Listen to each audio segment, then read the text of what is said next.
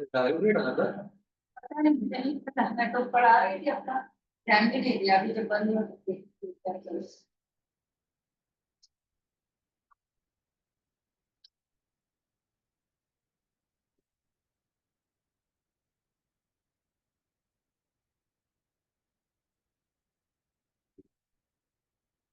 तो सर ये हो गया संधि के विच्छेद। संधि के नियमों द्वारा बनाए गए वर्णों या वर्ण शब्दों को पुनः मूल अर्थात प्रारंभिक अवस्था में लाने को संधि विच्छेद कहते हैं। जैसे परिच्छेद, परि प्लस छेद, मतलब ये आपकी बुक में है, ने प्लस अन, नयन। अब संधि के प्रकार लिख लो, वो तो बाद में हम लोग करेंगे, तो संधि के प्रकार पहले लिखते हैं, समझ में आ गया। तो इसके मेल से संधि के प्रकार, संधि के 3 प्रकार होते हैं। संधि के प्रकार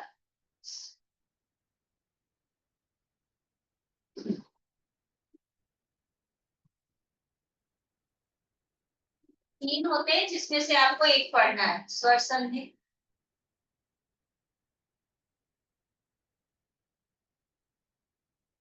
वो बेटा आपके सिलेबस में रहेंगे। व्यंजन संधि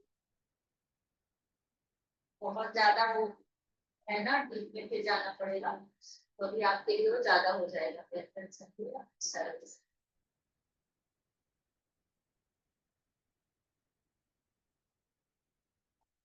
ठीक है, ये 3 भेद होते हैं, आपको संधि के भेद पता है। स्वर संधि 2 स्वरों के मेल से उत्पन्न विकार को स्वर संधि कहते हैं। और व्यंजन संधि, संधि का प्रथम वर्ण यदि व्यंजन हो और व्यंजन, तो वहां व्यंजन संधि होता है। फिर विसर्ग संधि, संधि के प्रथम वर्ण में यदि विसर्ग का प्रयोग होता है और वहां विसर्ग संधि होती है, जैसे निह प्लस शब्द, तो निह शब्द विसर्ग का मतलब होता है जिसमें इस तरह के विसर्ग वाले शब्द का प्रयोग, जैसे प्रायः और इस तरह का प्रयोग होता है, वो विसर्ग संधि कहलाते हैं।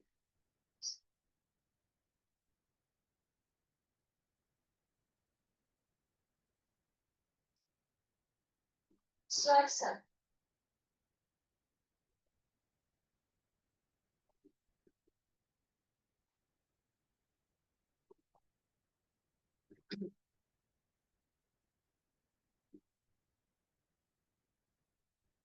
स्वर संधि स्वर के साथ स्वर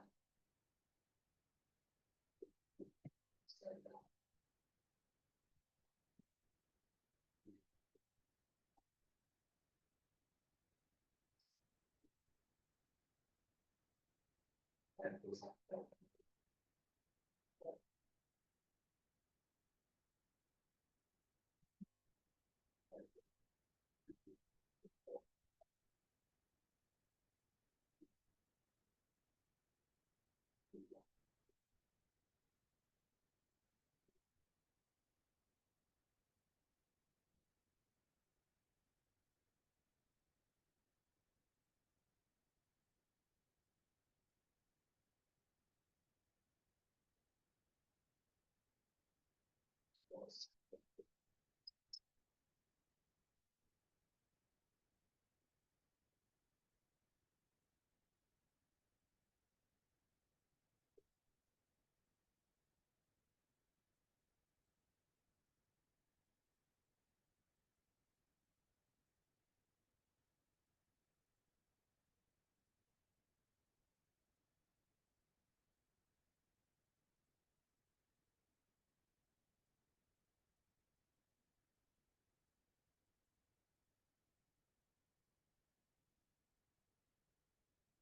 देव प्लस आलय क्या हो जाएगा?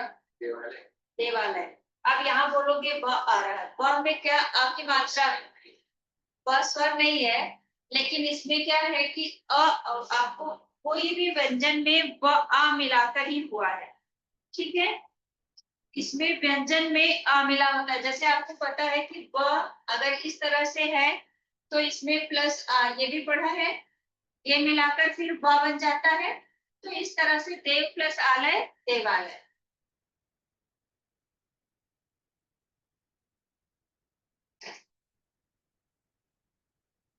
ये एक ही करके मैं छोड़ देती हूँ। फिर है स्वर संधि के निम्न भेद।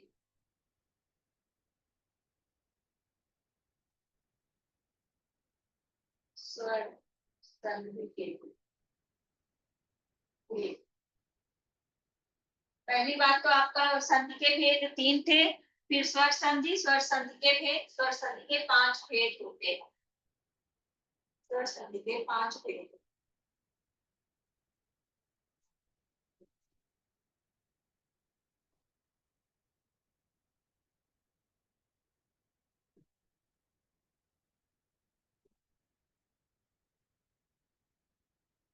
आज वो भी नहीं आया, क्या नाम था उसका? दर्शन। दर्शन 5 भेद होते हैं। नंबर 1 दीर्घ संधि।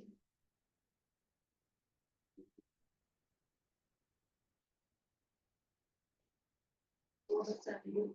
दूसरा स्वर संधि।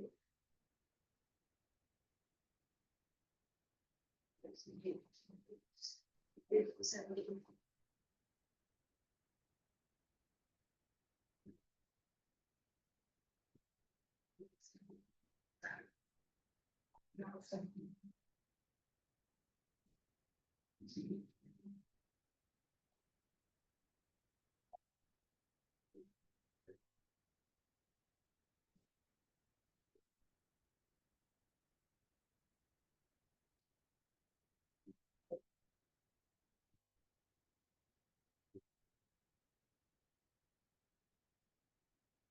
स्वर संधि के 5 होते हैं। आयात संधि ऊपर वाला मुख्य।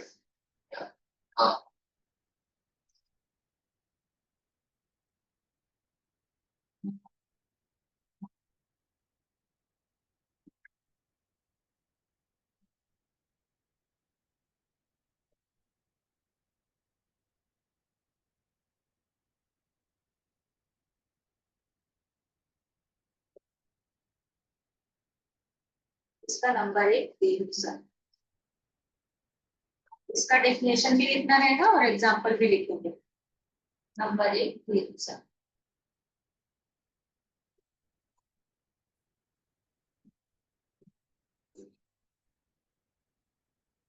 जब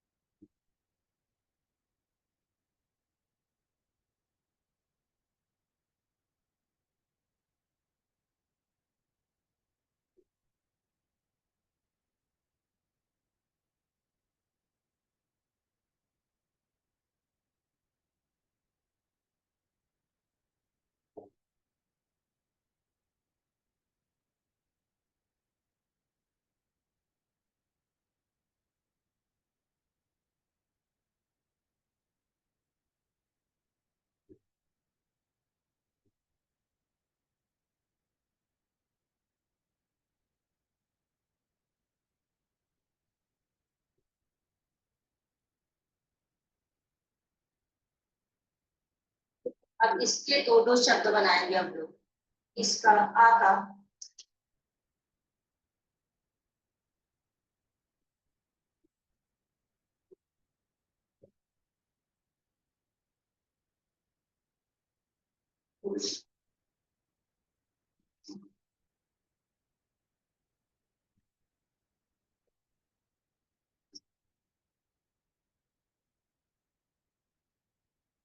पुष्प प्लस अवली क्या हो जाएगा?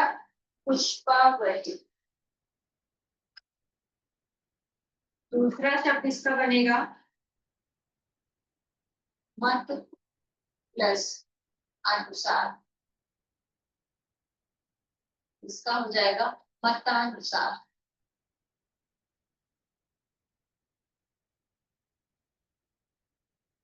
फिर आ प्लस आ में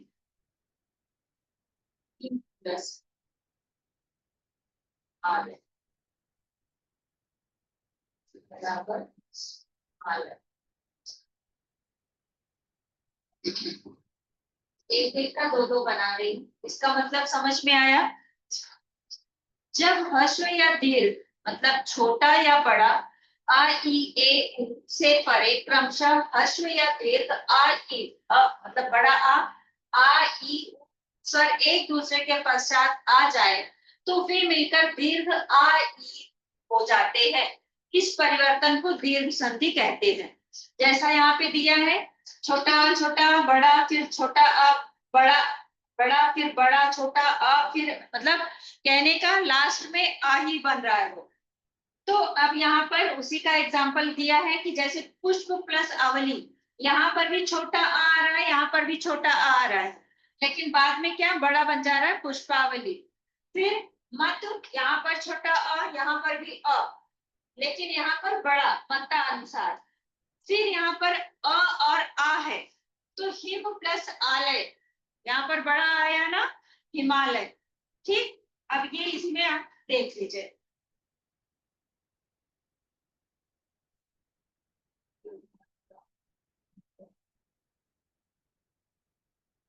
जैसे हिमालय हुआ, शिवालय हुआ, फिर दशानन हुआ, दश प्लस आनंद दशानन हुआ। फिर है सत्य, सत्य प्लस आग्रह, सत्य प्लस आग्रह, इसका क्या हो जाएगा?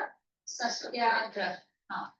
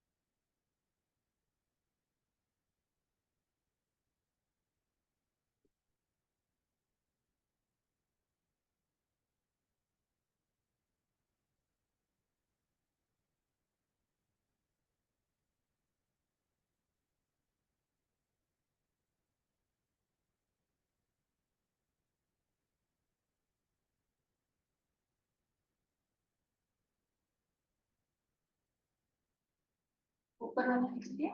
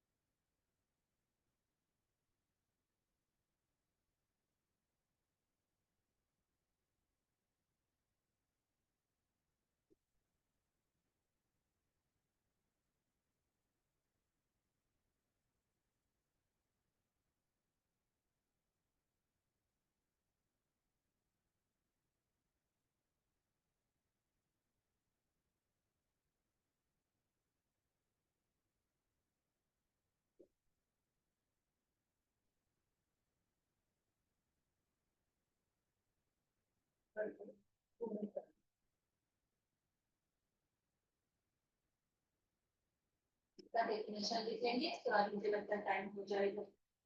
डेफिनेशन लिख के स्टार्ट करेंगे। चलो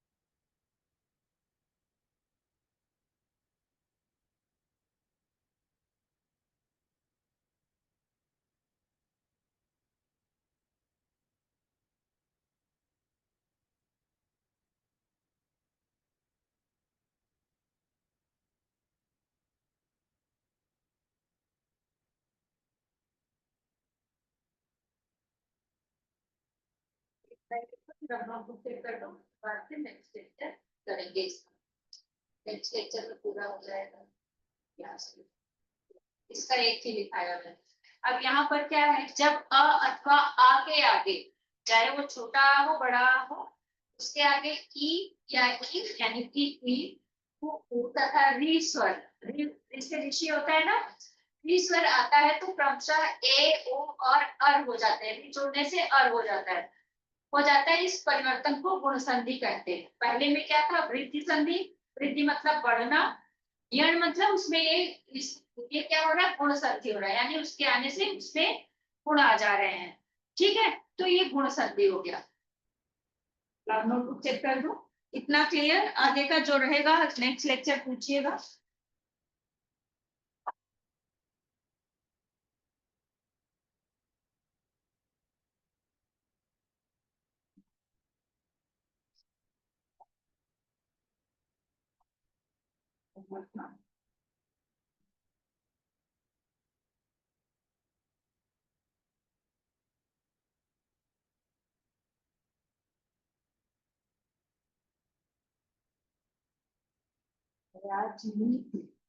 मात्रा ऊपर इधर की मात्रा ऊपर हो गई।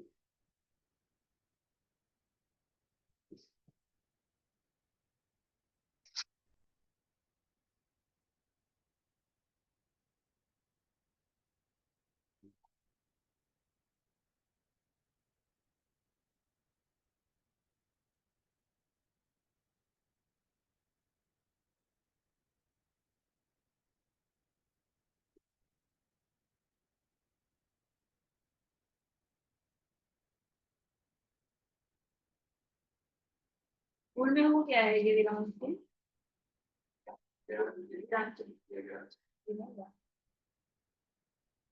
क्या हो गया लिखते लिखते थक गए थे क्या? संधि संधि लिख के बैठ गए हो, संधि होता है बेटा।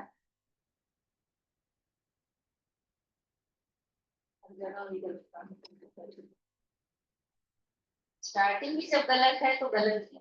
वाह, यहाँ तो सही कैसे हो गया? मन नहीं लग रहा था क्या? थक गए थे क्या?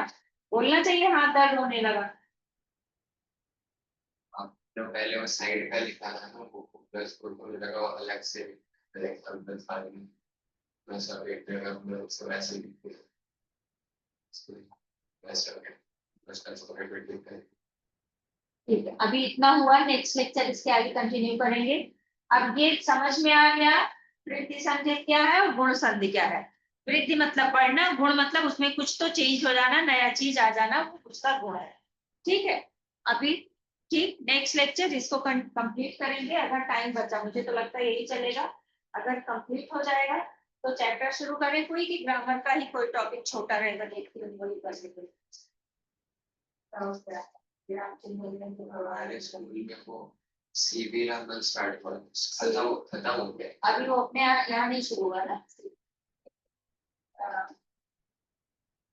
संवाद लेखन कर लेते हैं, ये होने के बाद विराम चिन्ह, ये होने के बाद संधि होने के बाद नेक्स्ट लेक्चर अगर बचेगा तो संवाद लेखन कर लेंगे। फिर अपना एक टॉपिक बचेगा, पत्र लेखन भी नहीं हुआ ना, पत्र और अनुच्छेद दोनों नहीं हुआ है, तो वो 3 टॉपिक आपके ग्रामर के बच जाएगा, ग्रामर हो जाएगा। तो इसमें चैप्टर में कितना बचा है? चैप्टर में मुझे लगता है 3 बचा है क्या? सीवी रामन है और संचयन का 2 बाकी है। कल्लू कुमार की उनाकोटी में क्या और मेरा निजी पुस्तकालय 2 है। 4 है ना, तो 2 ही तो हुआ।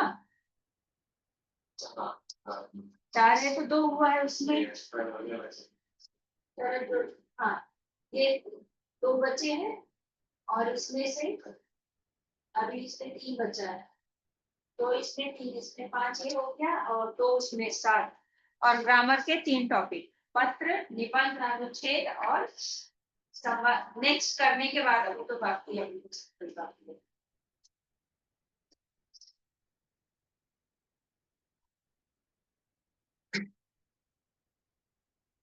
आदित्य दिन जाने वाला था शायद ना, पिछली बार बोला था नेक्स्ट लेक्चर में नहीं आऊंगा, कुछ ऐसा बोला सत्या उसने? नहीं, एक तो कई ब्रांच के बच्चों से मिक्स कर देते हो सकते।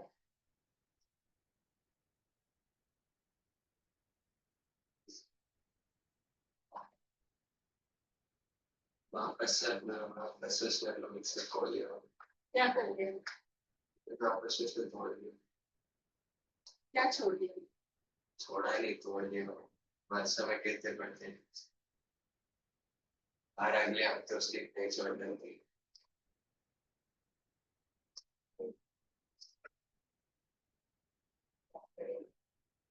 लेकिन एक भी लेक्चर मिस करना वो अच्छा नहीं है। पढ़ रहे हो तो ढंग से पढ़ना, नहीं पढ़ना तो फिर बातें लेक्चर ही नहीं ठीक कर। ठीक है बेटा, चलो नेक्स्ट लेक्चर इसको करते हैं।